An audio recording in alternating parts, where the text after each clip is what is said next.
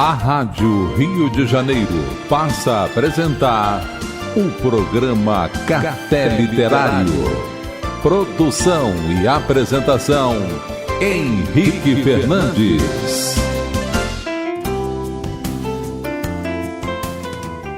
Amigo ouvinte, eu tenho aqui em minhas mãos uma obra que foi lançada nos Estados Unidos no ano de 2002 e aqui no Brasil 2-3 anos depois. O seu autor assim a apresenta. Este livro, de fácil compreensão, foi escrito no verão de 2001, pouco tempo antes que os acontecimentos trágicos de terrorismo e guerra criassem outra onda de violência pelo mundo. Que as verdades eternas e as práticas aqui oferecidas sejam dedicadas em benefício de todos os que têm sofrido. Que todos os seres encontrem um caminho para a paz. Jack Kornfield é o seu autor. E a obra se chama A Arte do Perdão, da Ternura e da Paz. É uma obra de pouco mais de 140 páginas, uma obra pequena. Os textos não são longos. Há muitas referências de grandes pensadores, místicos, mestres da espiritualidade. Mas é uma obra que revela um conteúdo extraordinário. O seu autor, já apresentado aqui no programa Café Literário, é professor de meditação, de budismo e é reconhecido internacionalmente. O que ele faz nesse livro? Ele seleciona ensinamentos milenares, histórias, práticas, que vêm sendo respeitadas através dos tempos por oferecerem a cura, a paz, a compaixão para a nossa vida diária. É uma obra publicada pela editora Cultrix, de São Paulo, e contém informações valiosas, amigo ouvinte. Veja que no momento como o que temos vivido em humanidade, com tantos desafios, tantos problemas, guerras, desentendimentos, povos em conflito, pessoas em conflito, desentendimentos em vários sentidos, em vários aspectos, relações familiares difíceis, problemáticas, disputas, competição. Em meio a esse cenário que todos nós, de certo modo, temos vivido ou de alguma forma participado dele até ativamente, uma obra que fala do perdão, da ternura e da paz é um bálsamo, é um convite a uma reflexão profunda, é uma proposta de renovação. O autor tem uma forma toda própria, toda particular, de se referir a esses temas. Nós tivemos a oportunidade de falar de uma de suas obras aqui no programa, que se chama Um Caminho com o Coração. Sem dúvida, trata-se de um clássico da literatura espiritualista, porque, apesar dele ser um monge budista e um professor de meditação, ele fala não apenas a linguagem específica do budismo. Ele também fala, naturalmente, dentro da sua abordagem particular, em termos doutrinários, mas ele vai muito além, porque ele utiliza a linguagem espiritual que se aplica a todas as pessoas e a todos os contextos que se voltam para o desenvolvimento de uma vida espiritual plena. É um autor que de fato merece a nossa atenção, uma leitura cuidadosa, porque ele fala dos problemas atuais com uma linguagem simples, direta, muito respeitosa, e entende que a transformação do ser humano é capaz de mudar a sociedade. Por isso ele se volta nesta obra de modo particular e muito delicado e especial à arte do perdão, da ternura e da paz. Ele vai dizer assim: você tem nas mãos um convite. E que convite é esse? Ele vai dizer: para lembrar do poder transformador do perdão e da ternura. Lembrar do poder transformador do perdão e da ternura. De fato, tais práticas, tais condutas podem transformar uma vida. Ele prossegue. Lembre-se de que não importa onde você esteja e o que esteja enfrentando, é possível haver paz dentro do seu coração. Como é importante isso, amigo ouvinte. O convite se traduz por um apelo à lembrança. Você só pode lembrar do que você sabe. Então, se você nunca estudou, nunca aprendeu. De tal modo que eu sei, então eu posso me lembrar. Então ele começa fazendo um convite que é uma lembrança. Lembre-se, você já sabe. Não importa onde você esteja e o que você esteja enfrentando, é possível haver paz dentro do seu coração. Amigo ouvinte, acho que esse início, para falar a verdade, são as primeiras palavras que ele utiliza. Merecem alguma atenção. Não importa onde você esteja, mas vamos lá. Onde você está nesse momento? É claro que eu não me refiro apenas ao espaço físico. Pode ser que você esteja na sua residência, no seu lar. Pode ser que você esteja numa pousada, tirando uns dias de folga, de férias.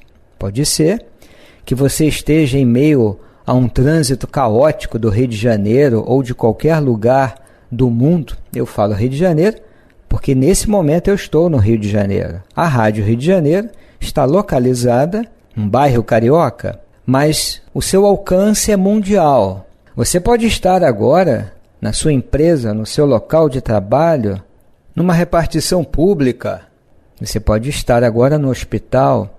Você pode estar agora num local onde a sua liberdade está cerceada. Você pode estar vivendo um quadro de intensa dor, de quase desespero, talvez com a ideia de pôr um fim a essa dor, terminando a sua vida. Você pode estar em qualquer lugar. Você pode estar enfrentando o que for, essa dor intensa, essa aflição, esse desespero, essa dúvida, essa inquietação, esse medo, essa raiva. Você pode estar nesse exato momento planejando uma vingança, porque o seu coração está profundamente magoado, porque na sua avaliação você sofreu uma tremenda injustiça e ninguém merece uma injustiça. E então você entende ser justo vingar-se. É assim que talvez você pense nesse momento. E aí ele vai dizer, lembre-se de que não importa onde você esteja e o que esteja enfrentando, é possível haver paz dentro do seu coração.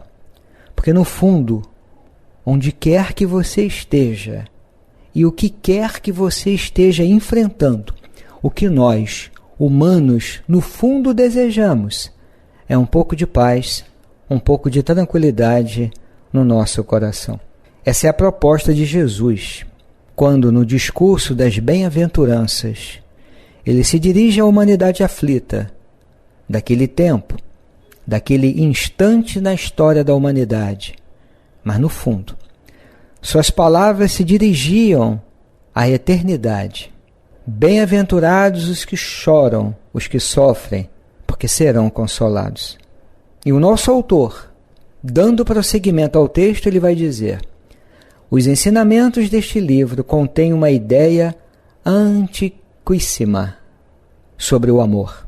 Eles fornecem práticas diretas e simples para ajudar no cultivo das qualidades do amor no seu coração. Esta sabedoria é essencial para todos os que vivem nos tempos de hoje.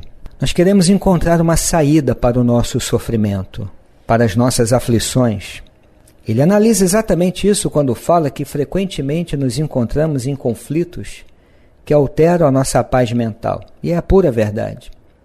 Nós nos deparamos com situações difíceis e nossos problemas podem parecer insuperáveis. Dor, raiva, medo.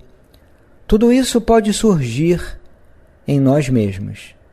nas nossas famílias, nos nossos negócios, nas nossas comunidades e entre as nações.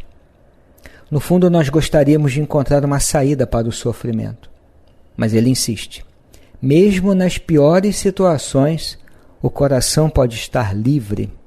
Jesus disse a mesma coisa, amigo ouvinte, uma vez mais, quando ele afirma que no mundo nós enfrentaríamos, nós teríamos muitas aflições, mas ele em seguida estabelece o roteiro, o aconselhamento, o consolo e a orientação. Mas tem de bom ânimo, eu venci o mundo. Então nosso autor diz a mesma coisa. Mesmo nas piores situações o coração pode estar livre. Ele vai citar um autor que particularmente admiramos, e é possível que você também o conheça, Viktor Emil Frankl, um grande psiquiatra de Viena, judeu, conheceu os horrores de campos de concentração, sobreviveu, prosseguiu na sua tarefa de pesquisa, de divulgação, de uma nova proposta de psicoterapia, uma nova compreensão dos transtornos psiquiátricos, sobretudo com base numa vontade primária no ser humano, que é a vontade de sentido. Citando Frankl, nós, que vivemos em campos de concentração, podemos nos lembrar daqueles que andavam entre os alojamentos confortando os outros, dando o último pedaço de pão que tinham.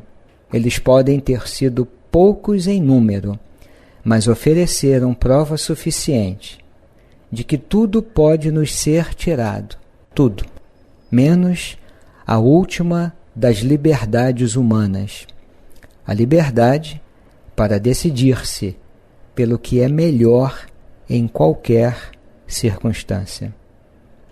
Isso vale a pena ouvir com atenção, amigo ouvinte. Tudo pode nos ser tirado, menos a última das liberdades humanas, a liberdade para decidir-se pelo que é melhor em qualquer circunstância. Como afirma Jesus, e eu estou comentando isso, no diálogo com Marta e Maria, é escolher a boa parte. Nós podemos fazer isso. Em meio às dores de um campo de concentração, em meio àquela aflição, ao desespero, alguns andavam entre os alojamentos, confortando os outros, dando o último pedaço de pão que tinham. Alguns fizeram.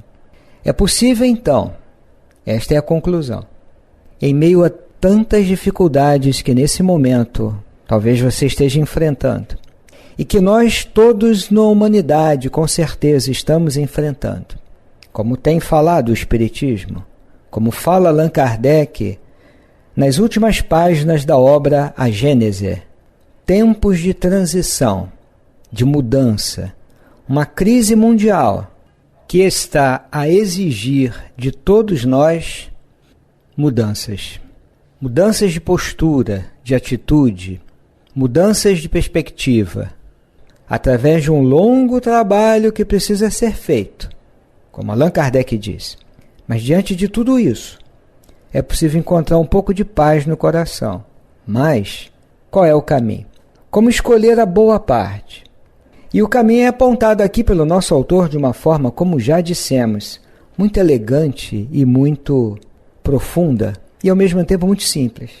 É o caminho do perdão, da ternura e da paz. Por isso ele afirma, citando um pensador, o perdão e a compaixão não são sentimentalismos ou fraquezas.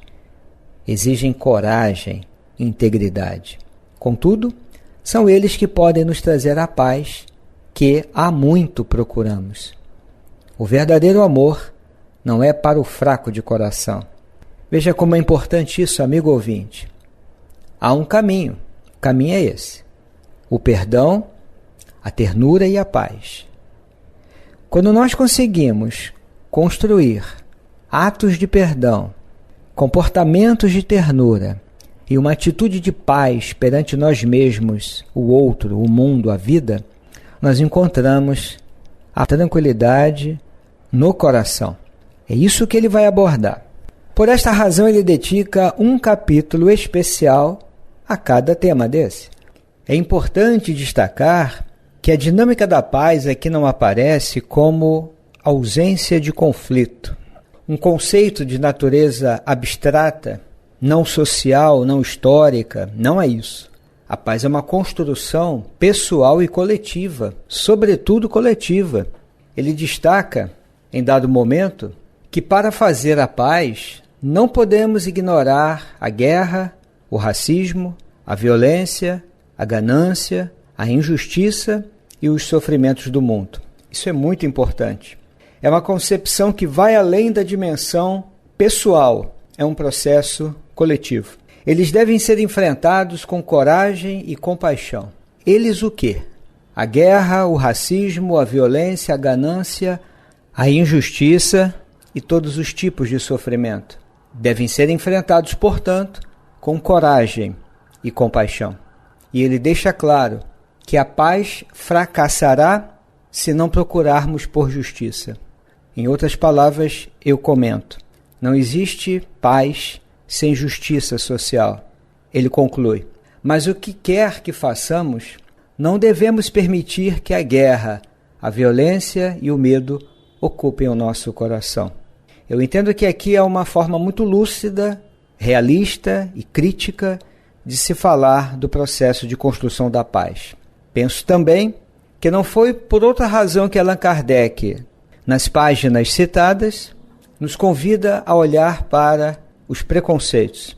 Uma geração de atitudes e de concepções progressistas não pode reproduzir preconceitos e outras formas de violência. Isso fica muito claro no texto. No capítulo referente ao perdão, ele começa dizendo que, tradicionalmente, o trabalho do coração começa com a disponibilidade para perdoar. Não há como encontrar a paz com o coração magoado. Essa é a grande descoberta, que é tão antiga e ao mesmo tempo é tão nova para cada um de nós. Ele fala que a disponibilidade para perdoar é a base necessária para qualquer cura. Primeiro, precisamos de uma profunda compreensão do que é o perdão. Depois, precisamos aprender como ele é praticado e como podemos perdoar a nós mesmos e aos outros. E nesse capítulo referente ao perdão, há muitos diálogos e citações, como ao longo de todo o livro. Mas há um deles que chama a atenção aqui. Ele diz: considere o diálogo entre dois ex-prisioneiros de guerra.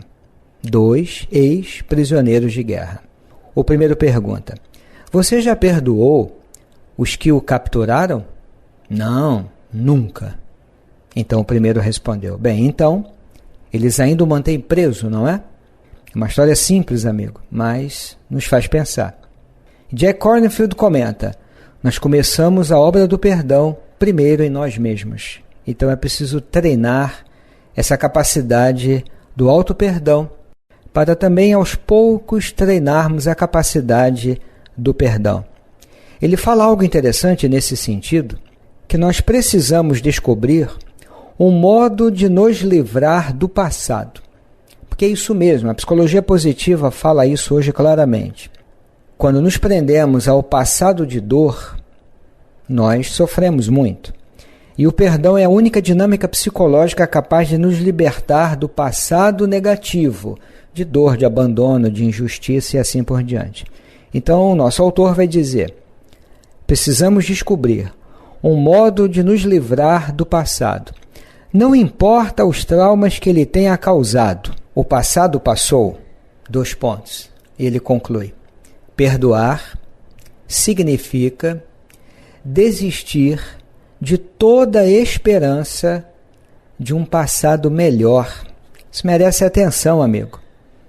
Perdoar significa desistir, esse é o verbo, de toda esperança de um passado melhor.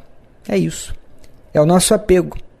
Quando eu estou magoado, é porque eu estou apegado a um passado e também apegado à esperança de que esse passado teria que ter sido melhor. Olha a situação absolutamente sem saída. Eu não aceito esse passado, e eu me apego à ideia de que ele deveria ter sido melhor, então como é que eu vou perdoar?